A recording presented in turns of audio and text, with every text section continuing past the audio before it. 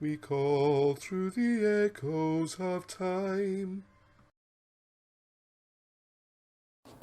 Right, so we're saying we've got this 5th and 6th century epic poetry. And it's this stars thing as well. It's the stars. Oh, I love the star stuff, yes. That's what we've got to sort out. Sorry, yeah. We've got to do all that. I mean, it's there. Well, look at this. This is the kind of work you do, and it's just all typed out. Yeah. I am flabbergasted. The volume of work is just amazing. That's how it starts. Yeah, this is the kind of idea how the workings go. Yeah, that's how it starts. And each one of these is an amazing... Oh my God, year by year by year you've done it. Is that year by year, or is that just pages, sorry, yeah. Page lines and That's why they're going the wrrong way, the years, aren't lines and pages, yeah. Yeah. Well, I don't know what we've done altogether. We got stuff in the cellar as well, you see. I'll have to look at... We got a cellar full of stuff. I'll put nose down there as well. We just do a lot of work, I suppose. Well, I'm amazed how much you've done. Well, we're not. I mean, I'd be pleased just to have read this much. There's always the same piece of stuff. The stars. It's the influence of stars and on history. It's enormous. There's enormous work to be done there. Do you have any thoughts on the stars and the Christian cross, or the cross, or the Celtic cross? No, I've never. Probably go into that, okay. Never go into that. All right. I don't know what we've done altogether, but he's got most of the good stuff. He'll have that locked away. Yeah, so loads more... What's that one? Holy Kingdom, a different cover on that Joseph, Moses and Sheba, another book. Joseph... Moses and Sheba. Oh yeah, well that's all in the... Moses in the hieroglyphs, isn't it? Part of it, yeah. See, I have to go through these folders because I suddenly find It's the stars which fascinated us. Stars, star maps and things like that. Yes. Well, that stuff in the map, explain the map and object, that's another one we're going to have to redo as a separate book, because that's fascinating, that is. You think so? Absolutely, yeah, I am. Well, I was trying for ages to work out to understand the Mabinogi, and it's hidden in the middle of another book, like, you know? yeah. Hidden in the middle of the Ark of the Covenant book. We started lots of things and said, right, we've got a feel for that, but we'll leave it for later, you know what I mean? And then we write up something on it, an outline, and put it away, because we can't do everything. And I've got to be honest, we've got fed up with it. We got fed up with it. I mean, what's the point in some ways?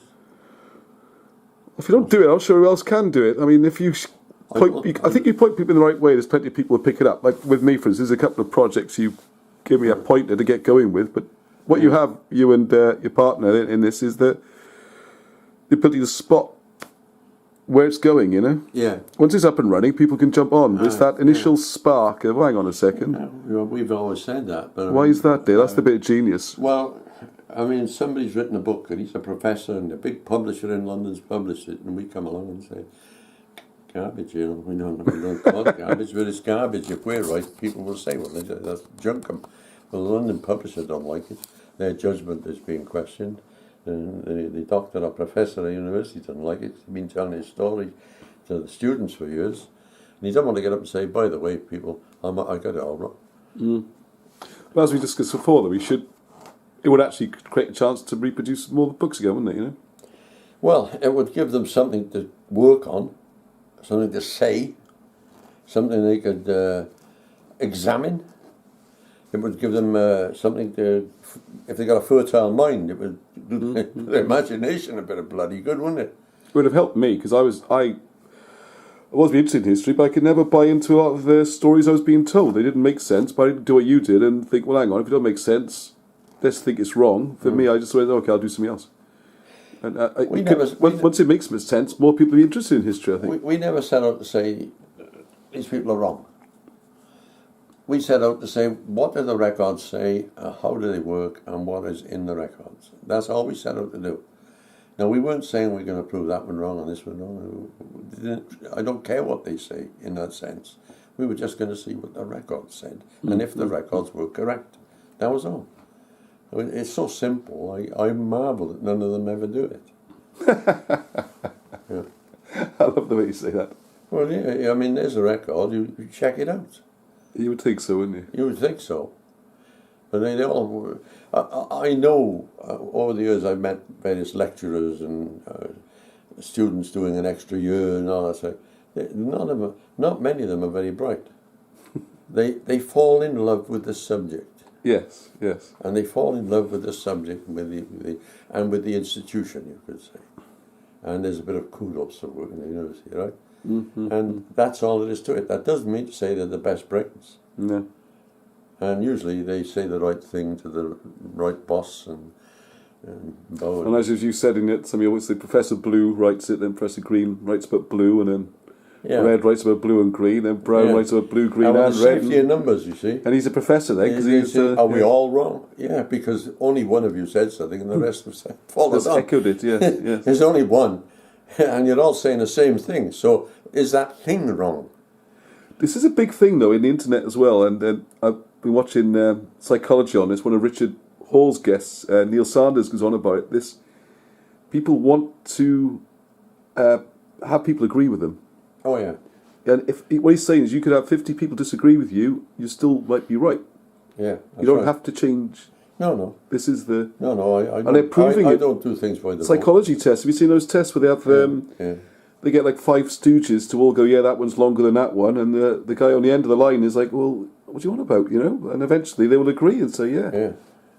And that's the other way around. And they can see it, like, you know, but they know, like, well, I must be mad, because everyone else is saying... yeah.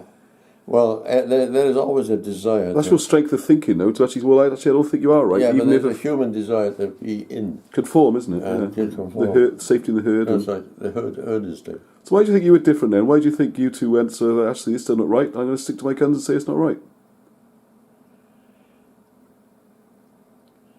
I came out of the army, I joined a company, right? And they were taking on a lot of graduates, a big company, a number of plants in it, right? And I'd done 4 years in college, 2 years in the army. I was getting on now, because it took 2 years out of your life, you know, 24, 23.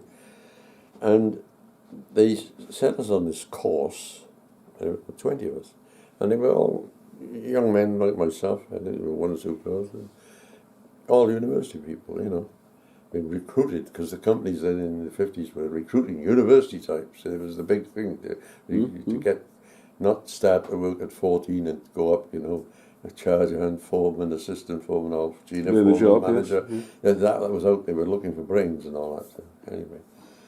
And we sat in this like classroom, it was a classroom I suppose, and they put this book before us and said, open it, page 1 and no further.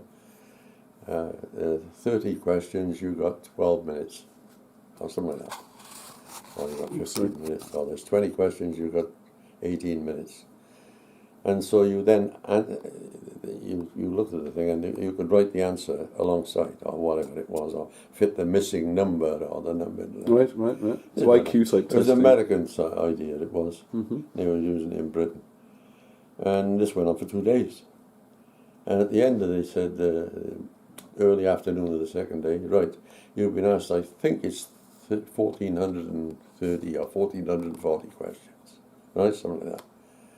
I thought, and they said, if you've got 800 right, you're pretty normal.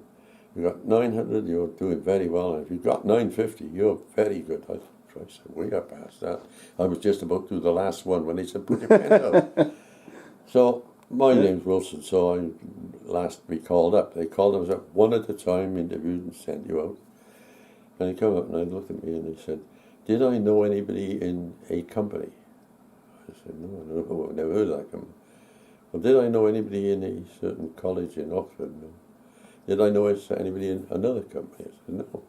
I said, I don't know what you're talking about. I said, well, I've just been in Germany in the army for 2 years. I've only come back a fortnight ago. You know. Don't know anyone, yeah. I don't know, and I don't know. I'm from Cardiff. I don't know be in London, England. Oh, well, thank you very much. Next day, they fired me. I'd answered out of 1,440 questions. I think that's the right number, or 1,442. Yeah, around about there, yeah. I'd answered 1,439. And I said, I couldn't do the last one. You said, put your pens down. I said, yeah, tell them that. And I got them burnt. So they fired me. My older brother was working in the London area. He was a colonel in the army. They see why they fired you? He went along to see them and he said, why have you fired him? They said, well, he must have cheated. There's no way he could do this. He must have cheated. He said, my brother didn't cheat. Oh, well, he must have. It's impossible for him to do that. And that's a true story. And how could you cheat 1,400 times so quickly anyway? Well, exactly. But I must have cheated. And they fired me. So after that, I would never submit myself to anything like that. I made my own way. So you learned from that experience. I bloody did. And when my colleague and I met in the libraries and that, and he was in this book, King Arthur, and this and all that, I thought, hey, there's a chance here. Let's go find King Arthur. We can bloody do that. You know, it's not could we. We were convinced we could. We would. You know. And I say, oh, good idea. So yeah, we got together a few times and we set out to find King Arthur. Both of them. Yes, yes. He said, well, yeah. So you consciously He said, it's too big. He said, there's 2 or 3 of them, I think. There was, I said, hey, at least 5, aren't there? Yeah. at least 5, I said, but there's 2 big ones. Yes. So he'd worked out, they said, more than one. And he was only 17, 18. He'd worked out there's 2 of them, you know. Yeah, yeah. But you better see, you're very conscious of not being part of the herd then. You seem to apply that to everything, you know. I've been through the education system and I find it difficult because I read something and it's hard to spot and say, well, hang on a second, I don't believe any of it. It took me a long time to learn that lesson. There was, I think I told you this, there's 20 of us in this class, and was it when you were drawing water out of a paper mill? They were going over a web, a long web. The water drained through the web, and there were big rollers underneath in the web. Went round and round. No, I'm told this, wasn't it? Stuff was dumped on top, and the sludge and the water drained out of it, and they come off the end fairly solid, dry. Now, the idea was, do you have little rollers underneath the thing, or big rollers? And there were the 2 geniuses from Oxford, the senior students. They came up and they showed all this mathematics on the board, and even big rollers, you see. Right. And so the guy running it said, well, he didn't know. And how many of you think big rollers? And about 15 said yes, and 5 or 6 of us said no. And they argued and shouted, and there was one guy that was getting very irate. He was losing his temper. He was right. He'd done this work and research, all this mathematics and big rollers, you know. Right. And it got down friendly. There was 23 saying big rollers and me saying small ones. Right. And I would not surrender. And I was very unpopular. Very unpopular. Even though it was a kind of abstract problem in a way. So, this was Tuesday. On the Thursday, a professor arrived from Oxford University, and he was into this, and they said to him, would you have big rollers or little ones? And he said, well, obviously little ones. He said, velocity. You know, he said, velocity, obviously. And there was 2 or 3 of them turned around and looking at me, you know, shit, that Welsh bastard's right, you know. And they'd allowed themselves, half a dozen of them, had allowed themselves to be convinced, to be persuaded, against their will almost. And of course, the people running the show were absolutely furious, because they should have fucking known.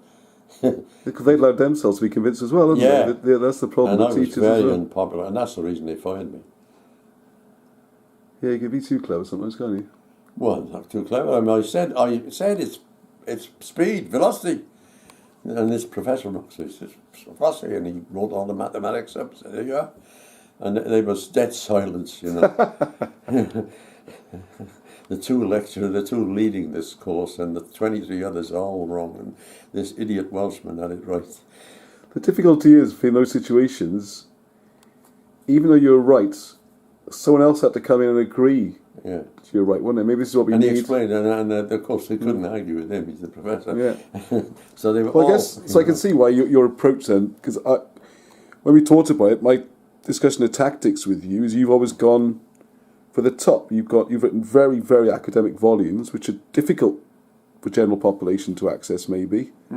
Because then you get, once the professors start coming on board, all those people are prepared to be told what to think. That's right. Need that second person, don't That's they? right, they do. You could have argued for 10 years and even built a water mill. You wouldn't have convinced the rest of that class. No. You need the professor to come in, No, don't well, you? 2 or 3 of them said to me after, hey, sorry about that, Al. You know, like, Yeah. I gave in, like everything. I said, Yeah. But that's a true story, It's a lesson for everybody there, though. isn't it? It is. It's not the number of people who say something. Is it right or not? And look at the records, isn't it? Yeah. Well, I mean, Or work it their out. thinking was wrong. Their thinking was wrong. That's the whole thing. Yeah. Right. They were approaching it from the wrong angle. And obviously a big roll is going to go slower, isn't it? You know, but a little roll is going to pulling it out, isn't it? Oh, marvellous. No, I haven't heard that story before. No, I thought... And well, if you do any paper mill, you got the thing goes through very big. No, I've seen it done, yes. Hot drums, and it goes to a web, and it goes over the We web. end up with a little and thing. the water runs out the web, and you've got a sort of a dried out stuff that goes over the hot drums again. Yeah. And it's got So you gotta from sludge. It You got to becomes spin it a paper. bit. Yes, it's an amazing process, isn't it? It is. Aye. So that's a true story. Yeah, no, it's a fascinating story And, as well. Yeah. yeah, but I've always been. If I think something, I won't budge unless you can show me. And I've been right a few times like this. But it's going.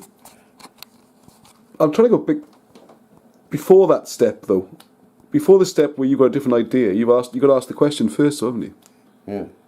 You could ask a question and say, "Hang on a second, and I look at this," and you could come up with the same answer as the accepted answer, and it's okay, fine, I come up with the same answer. Does that happen much then, or is it a case of?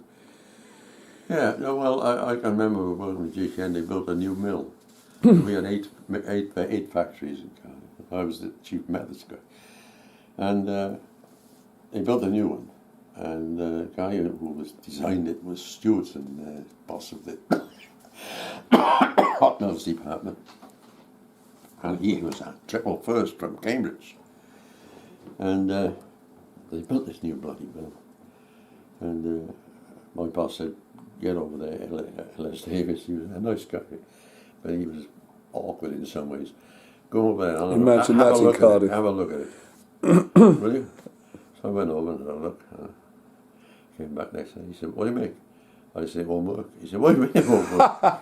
I said, "Well," I said, "the metal's going to come in to the furnace. It's going through the rolling mill, so it goes through a succession of rolls. So Making it thinner and thinner. shaping it and shaping Yeah, it, right. like angle iron. So this is sheet metal you're making, is it? It's one like- sheet, it was angle iron or rods. Oh, okay. And, Oh, right, U right, okay. shapes, anything, make anything. Also, I know anything Depends on about the shape of the rollers, you see, they put in. Right, okay. makes Anyway, sense. so it came down and it went into the warehouse. I said, up that end is the Bristol Channel, because there was a road and there was the beach, and that was the end of the factory. Like there was a road behind and there was the beach, there was the shingles. Right. I said, all the material's going to finish up in the channel. I said, you can't get anything out in the loading bay. And he said to me, you can't get it out. Yeah. And How much did this cost? he said, write this up and prove it, quick. So he was one of the top directors last year, but he wasn't bad, he was pretty good to me. Well, at least he listened to you, yeah. Oh yeah, well, he learned to listen to me. I tell you, I was valuable to him. I'm very valuable to him. Anyway, God, how much this factory would have cost? so Or mill? Or... they had another factory alongside, unfortunately.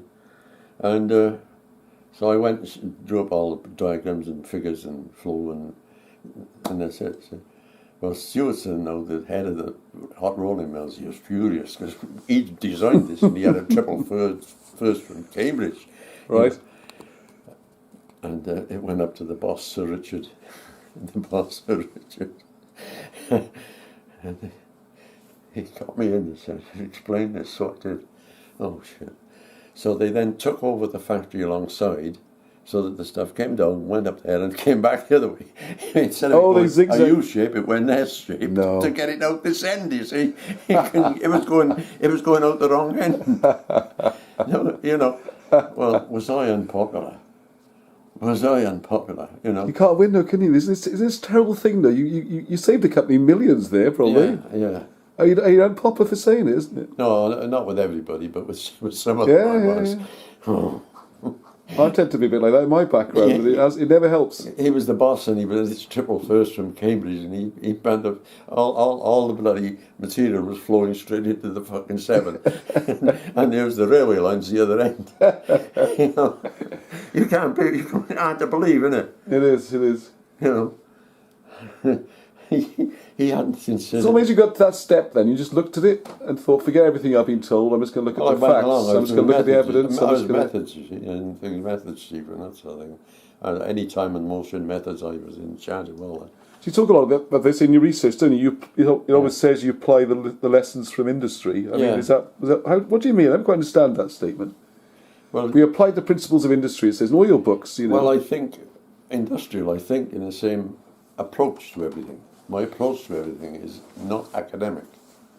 No. I'm not. In which way is it different then? I'm not interested in style of writing at all. Although we don't write badly, do we? No, not badly. Yeah. No. Could do a bit of editing, I reckon. But there you go. But nonetheless, it's not style. I go for practicality. It's the content is the thing, the isn't content. it? Will it work? Yeah. Yes. Will it work? Does it work? And if it doesn't work, so not with it. You know, I just apply the same mentality. I got a mentality that is sort of. I guess it's weird for me to get my head around why an academic wouldn't do that. Why, if you think something doesn't work, why would you carry on writing it? That's just why I don't. I don't know. I mean, I've seen it in industry as well. See, I was in more the fluffy end. See, you know, look, it doesn't work. What doesn't work is sort of 2000 BC. We know it's 1400 BC. You know, hang on. Champollion's deciphered the hieroglyphs in such a manner that you've got to have about 15 degrees to understand how to do it. It still doesn't make sense what they come up with. And it's variable and it doesn't make sense. No, surely, and every time if you write something on a temple wall in large letters or something, or you write something on papyrus, the guy getting it doesn't have to have 5 university degrees to work it out and take 2 years doing it. He's going to read it straight away. And passerbys are going to go to the temple and read what's said. Well, I think so it's more got to obvious. be simple. Yeah, I think it's more obvious examples, isn't it? When you got it's got to be simple. a 20, let's get the right way around, the 21st dynasty ruin on top of a 22nd. That's right. You know, it's crackers. Because I come from the industry as well, and you think, well, you've got to look at the whole thing again. My thinking is unravel the whole thing, if that's not right, isn't it? My thinking is sort of orientated in a certain direction. That's what I'm trying to tell you. And I think in that direction. Will it work? All these poor archaeologists in Turkey trying to explain why there's no sedimentary dirt for 600 years or something. You know, you can despair in their letters, can't you? Then there's something fucking wrong. They're flowing in the wrong direction, I think. Yes. You follow me? It cannot be. You've got to go back to square one. And all you do is go back to square one every time. That's my thinking, is that way. And my colleague's the same. He's sharp as hell in some ways. He's very sharp. He's not dopey. People think he's dumb. Big fucking mistake that is. But, we're both dopey, according to most of them. But, you know. No, I think it's just your communication skills are so good, aren't they? That's where he leaves. You're more the public fronting face of it, aren't you? Yeah. Oh, he's full of the detail. And He keeps all the books and he makes all the files up. Doesn't always get the recognition they deserve, people like that, do all these sort of really, really clever stuff he's got up in his bedroom. He won't let him in it. Because we got a lot more than we said. Yeah, I'm aware of that, yes. Yeah. But this idea, you should, like you say, you need to test the theory, or not even test the theories, test it's the other way around, isn't it? You test the evidence first, and then piece it together. Yeah. I see the thing that's wrong way around, isn't it? Yeah, you have to sort of see where the evidence takes you rather than the other way around. That's right. I don't care what someone else says. Yes, that's what you have to have, that attitude, don't you? I don't care what Professor this the other says. And if there's a problem, then obviously their attempts at a solution have to be wrong. Not the information's wrong, because the tendency is that the information is incomplete, or it's been bastardized by a copier and all that. It's not so. The information has to be taken as being generally correct, and you've got to approach it with that view. Not saying the information is defective. There's an awful lot of information is defective. Well, why did no one write in the Greek alphabet for 600 years? Isn't it? It's 1250 and then no one wrote anything. Well, I'm sure ink. It's just, or slates or card or wood or anything. Clay pots. Yeah, it's madness, isn't it? The Trojan War. You know. You got to think at some point. Well, why would it be 600 years of nothing? Exactly. So I didn't understand that at first. It's been a long time to. Anyway, I think that's a big subject. We'll do that. But they don't video. tell people the detail like that, do they? No. They generalise and skip over it. Yeah, I'm one of those people who, like Not you said, specialise in this era. What about the whole era? You know. well, I think like most people, you come home, like you said, and you read the book, except in a mindset that they must have put some thought into this, and it's probably right. And you don't go in there thinking, well, I do now, but you know, when you're working for a living and everything, it's different, isn't it? You come home, just read the book for leisure, don't you? Really, rather than it's. A lot of people have difficulty with this. No, it's parrot-like. It's parrot learning. Repeat after me. And the parrot goes, hello, hello, and it doesn't have a clue what it's fucking saying. And it's a lot of parrot mentality. It's This is sort of fashion as well, isn't Stay it? with the herd, it's safe. Because if you wander off, the tiger might get you. So stay with the rest of the herd where it's safe. And if you were to say something wrong, then the rest of the herd will turn on you and cast you out, and you will not get promoted. So what do you do? Like remain an assistant lecturer until you're 50. You will never be professor. You know? so I got a dilemma in my situation then, where I've got young sons, and do you they have to learn the mainstream that you know is wrong, or do you teach them what's right? I mean, they got to pass exams at some point. Let them do their exams as whatever to get the qualification. But I mean, the main thing is English, isn't it? And The main thing is what, sorry? learning English, mathematics, that sort of thing. How to think, I suppose, is analytical skills, isn't it? Think, you know, if they want a rubbish history, let them get on with rubbish history. It's irrelevant. You can really get that one right. If they're learning French or a foreign language, well, do it. So, just do it. Don't mess around with these kids. Cause but as regards history, It's not fair, is it? 'Cause you can't write in a at the O level as equivalent today, whatever that's called. No. You can't do an analysis. Well, the answer you want is this, but if you look at it, you haven't got the time, or there's no marks for that. Just do what they tell you. You know. So you get your bits of paper. They get you a bit of paper. Or just don't do history. That was my approach. Get you a bit of paper. I got lots of other bits of paper. Because all that's happened with us is that we've upset the bastards without realising it, without wanting to. But we've always been willing to let anybody who wanted to come and join us. Mm-hmm. We've never said no. Anybody want to sit where you're sitting, come on, no. And we gave lumps of information to some academics in Cardiff, some of the younger ones. We gave them chunks of stuff, you know. Yeah. But in fairness to them, they had a hard time, some of those, didn't they? They were basically banned from using your work as part of their research, yes. weren't But they? they were told they mustn't read our books, and they mustn't quote our books. Yeah. We couldn't even quote and say we're wrong. Well, what amuses me on that one is I've had to learn. I slipped into a habit online and of quoting your books, but actually 9 times out of 10 you're quoting something else anyway. So instead of directly quoting you, you can say as referenced by Wilson and Barrett. It's this. Look at this. You know what I mean? This guy said this, or this pottery, or like I said, that excavation's upside down, or why is there nothing for 600 years? Or well, I mean, the government shipyards went on strike for the 6th time. 4 shipyards all on strike. Government's the main one, North Sound. And he sent me up to restart the shipyards, which I did, and to sort the union and set everything up. Got an agreement. Nobody knows my name. So how did you do that then? Because I knew what I was fucking doing. Well, you just got their respect because I knew how to organise the people to do what I wanted them to do. I set up a team of about 20 of them. You do that, you get information on that, and you analyse that, and you arrange that like that, and I want you to do that. And that's what I did. And I guess pull the information in from all. Because the workers aren't stupid either. They could see he was being ballsed up before. They'll soon work you out the way you know what you're fucking doing. Yeah. Well, I mean, if you'll tell them something that makes sense, they'll do it, won't they? I think that was probably in a company. The disconnect that caused the problem. I mean, the story before, the problem seemed to be the disconnect leading up to it.